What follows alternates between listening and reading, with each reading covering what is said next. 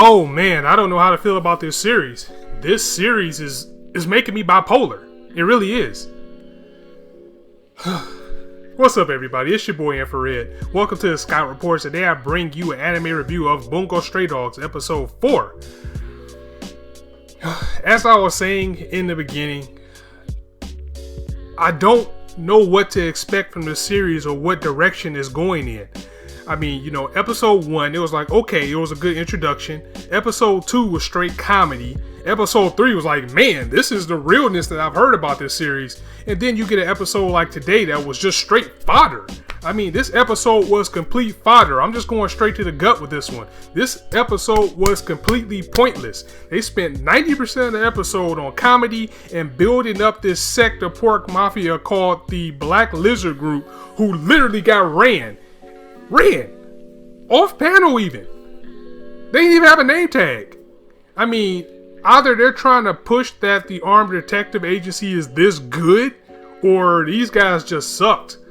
I don't know, and it was just such a waste too, because these characters look really cool. I mean, these guys look like they straight up came out of the pages of like Hellsing or Black Lagoon or something, and they just got took out like they were nothing.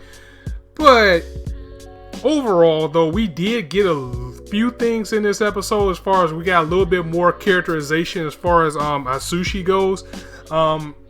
As you all know, he was kicked out of orphanage. They beat that over our heads for the past 4 episodes now, and he took some time to kind of reflect on what he was told by Kudakawa last episode, that everything that he encounters, or everybody that he encounters, is going to experience bad karma or going to experience disdain by him being a were-tiger, and he's only going to bring bad to anybody that he's around.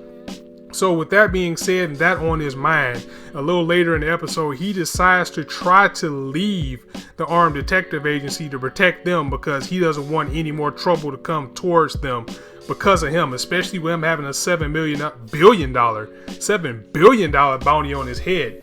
So he doesn't want that on his shoulders. He's caused enough trouble, or at least he always felt that he's caused enough trouble for people, and he didn't want to bring that to the Armed Detective Agency, especially right now where he feels that they are kind of family to him. So we find out that Takazawa and Naomi did survive the attack last week by Kudakawa, and they were healed by the resident healer of the Armed Detectives Agency by the name of Dr. Yosano. And she looks like she's a fun character. She seems like she's kind of yandere type. And, you know, she has this sadistic grin as she begins to heal Takazawa and everything. And bedside next to Asushi, we see Kunikina, who's basically telling him, you know, relax, everything's okay. You're part of the family now, so just chill out. And while that is going on, he's reading his notebook upside down, which our main character sees. And, you know, he points out like, hey, you're reading your book upside down. And he's like, what? Have you seen my glasses? And the whole time his glasses are on top of his damn head. I mean, that's why I'm saying I don't mind the comedy in this series, because the comedy is really good. I mean, he was really looking for these glasses and the damn things were on his head. Also, the only time that we see Daizai in this episode is he's still trying to swoon a chick to do double suicide with him. That was literally all we seen of him. But we find out that the girl that was with Kudikawa last episode, she hires this Black Lizard Group, a group that's going around the city and causing all types of terror, because people are tarnishing the name of Portland Mafia and stealing goods from them, and they're just wrecking havoc in straight street sweeper style with machine guns blazing at anybody that's tarnishing their name. She sent this group of people after the were-tiger because of the bounty, and also because she doesn't want Kudakawa to look like a failure in the eyes right now, because by this group being a mafia, I'm pretty sure it's a higher up. There's also somebody in the opening that we don't see. We just see like a little girl next to him, and he's shrouded in mystery. I'm pretty sure that's our end-game boss for this series, or wherever it's going to lead off. Another thing, and again, I just can't express my disdain for how this group was treated, this Black Lizard Group was treated in this episode, because they're even shown in the intro and they just did like they were nothing. So this group, it's an older gentleman. He kind of looks like Walter from Hellsing, just a little bit older.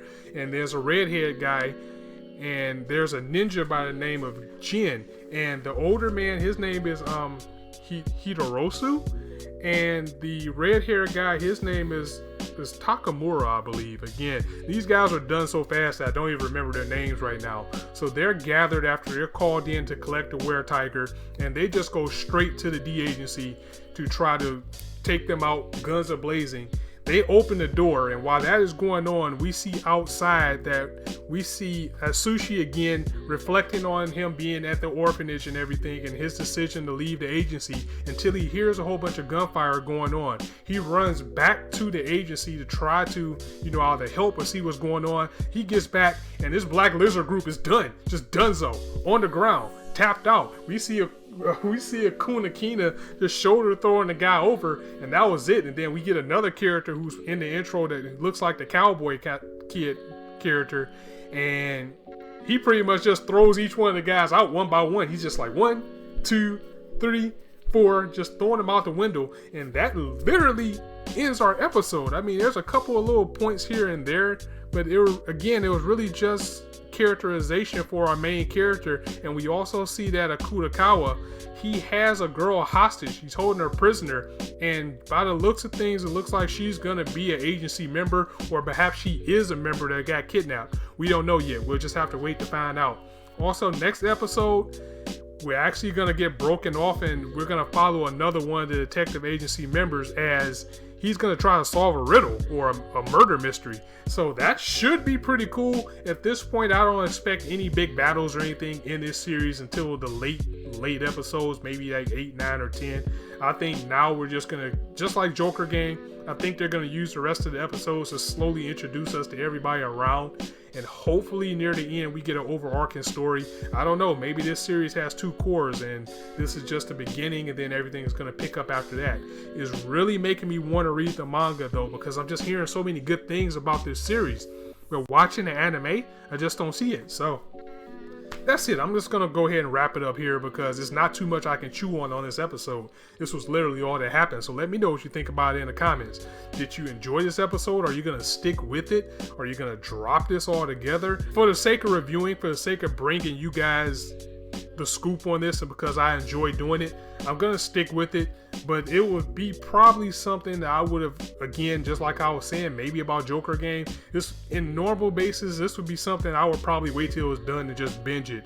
I'm going to make that determination next episode, but I don't know. I don't want to stop reviewing it. I really don't. I hope it really picks up, but this episode took a lot of the winds out of my sails. So that's it, people. I'm going to go ahead and end it here. Thank you guys for joining me. As always, you can be anywhere on YouTube right now, but you chose to listen to me, and I really appreciate that. So if you liked the video, go ahead and drop it a like. If you didn't like it, because I'm pretty sure some people that don't, because I bashed the episode pretty much, and it was a bad episode. I'm just going to be honest with you. That's why I'm here. If you want to hear more, go ahead and hit the subscribe button as I bring you up more updated content almost every day at this point, heading into this awesome spring season. So on that note, I'll see you guys tomorrow with a review of Cabaneri. There is no manga reviews this week because it's Golden Week in Japan, so it'll just be the Cabaneri review tomorrow, and I can't wait to get back to that because that week wait after what happened in such a hype episode just got me on pins and needles. I just can't wait to see that episode tomorrow. So thank you guys once again for joining me. It's your boy Infrar-Ed signing out. See you soon.